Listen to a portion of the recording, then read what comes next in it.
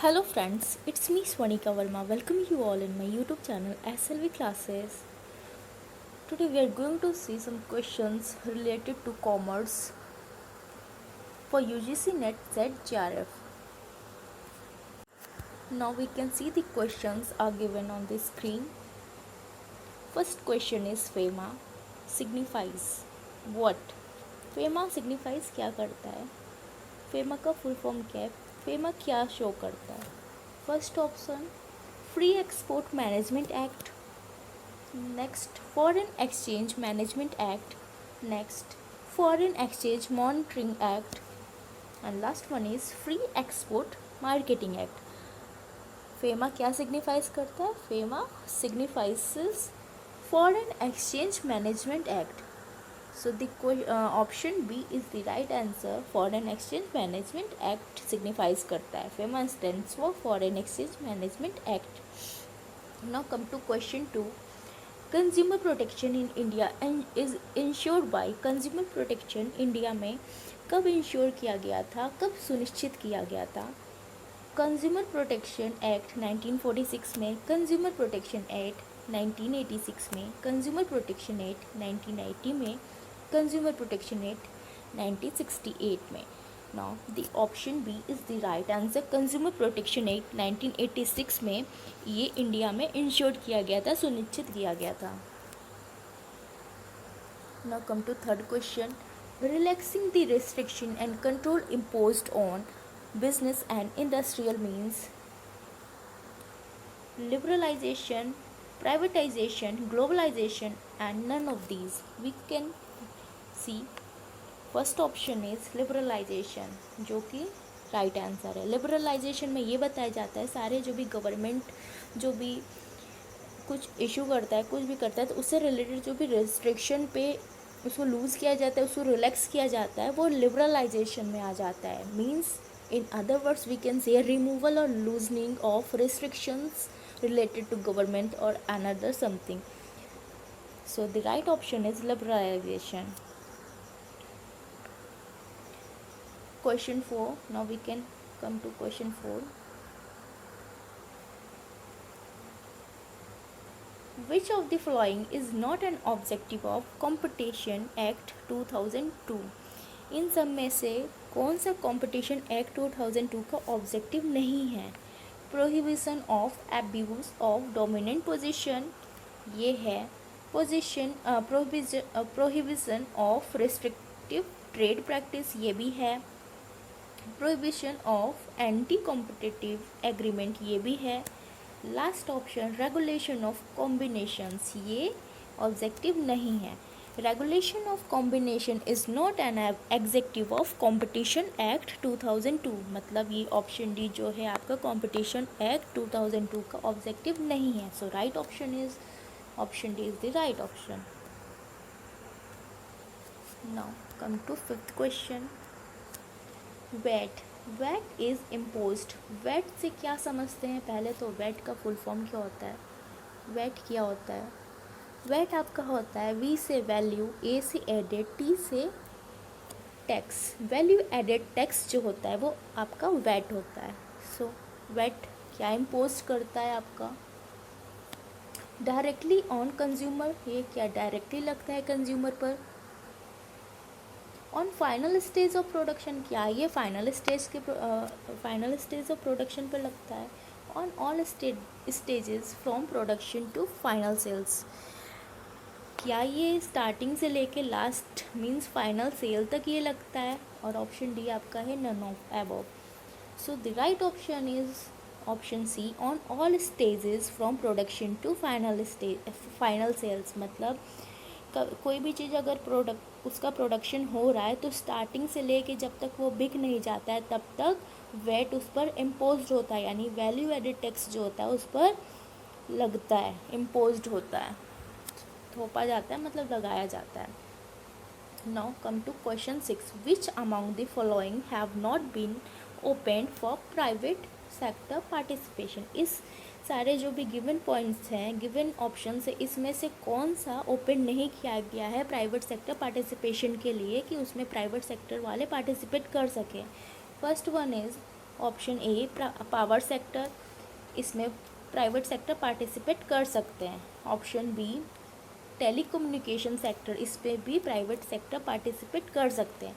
Education sector में भी private sectors क्या होते हैं, पार्टिसिपेट कर लेते हैं। बट रेलवे में क्या होता है कि सिर्फ और सिर्फ इसमें गवर्नमेंट से रिलेटेड होता है, इसमें कुछ भी पब्लिक सेक्टर से रिलेटेड होता है, इसमें कुछ भी प्राइवेट सेक्टर से इन्वॉल्वमेंट नहीं होता है, उसमें प्राइवेट सेक्टर के पार्टिसिपेंट इसमें पार्टिसिपेट नहीं कर सकते। So the right option is railway is the right option. Now come to question 7, which of the following is not ensured to the consumer in the globalization? इसमें से globalisation में consumer के लिए क्या इंश्योर्ड नहीं किया गया है, क्या सुनिश्चित नहीं किया गया है? लोअर प्राइस किया गया है, बेटर सिलेक्शन भी किया गया है, इम्प्रूव सर्विसेज भी किया गया। But option C clear origin of goods and services इसमें सुनिश्चित नहीं किया गया, इंश्योर्ड नहीं किया गया। ग्लोबलाइजेशन में कंज्यूमर के लिए इसमें इंश्योर्ड नहीं किया गया। So the right option is option C clear origin of goods and services. Now come to question 8. For the purpose of an inquiry under the MRTP Act, the Commission has the power equivalent to। MRTP Act के अंदर अगर inquiry करना है उस purpose से, तो commission के पास जो पावर होती है वो किसके इक्विवेलेंट होती है, किसके बराबर होती है? Option A civil court, consumer court, high court, and last one is none of these. So the right option is option A civil court. Civil court जो होता है वो कमीशन के पास जो पावर होता है वो सिविल कोर्ट के इक्विवेलेंट होता है, यानी उसके बराबर होता है MRTP एक्ट में अगर इंक्वायरी करना है उस पर्पज़ के लिए। तो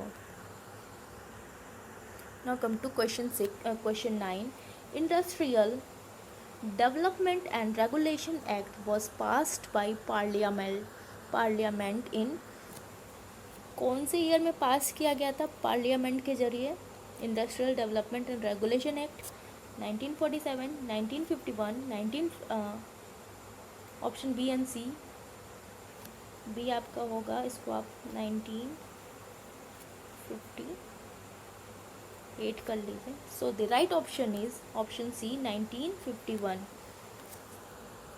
51 दो बार हो गया है, ऑप्शन सी में 51 होगा, ऑप्शन बी में आप लोग 1958 कर लीजिए। So the right option is 1951 में क्या हुआ था? Industrial development and regulation act passed हुआ था, किसके जरिए? पार्लियामेंट के जरिए। Now come to question 10. Industrial Policy Resolution 1956 divided industries into। Industrial policy resolution 1956 में इंडस्ट्रीज़ कितने कैटेगरीज में डिवाइड की गई थी? Option A 2, option B 3, option C 4, option D 5। So the right option is option C.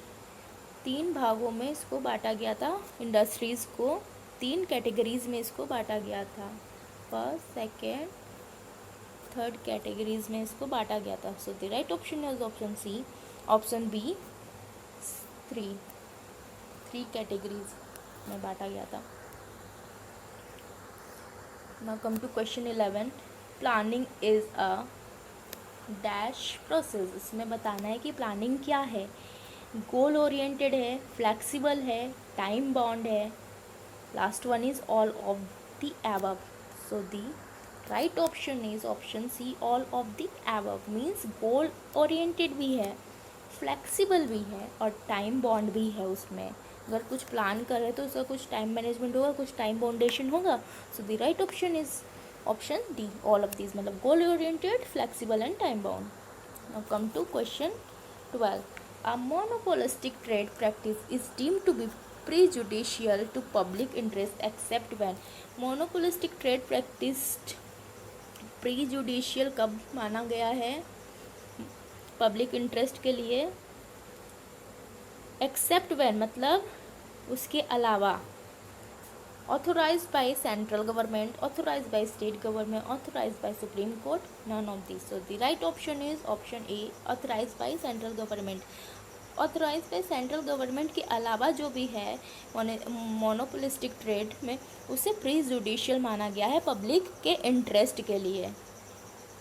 Authorised by government, central government के अलावा, except authorised by central government. So the right option is option A, authorised by central government.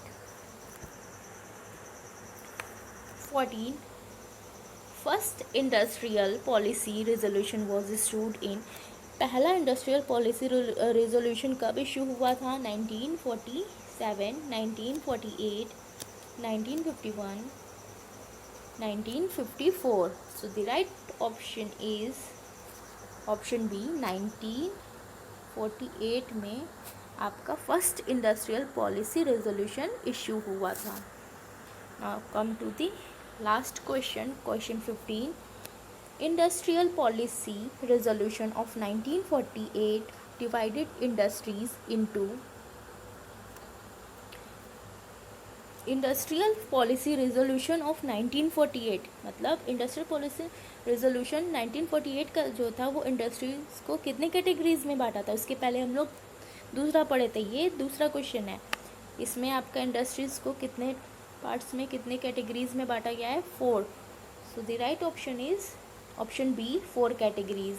मतलब 1948 में जो industries को divide किया गया था वो 4 पार्ट्स में, 4 कैटेगरीज में डिवाइड किया गया था. Thank you. If you like my video please like, share and subscribe and follow me on Instagram.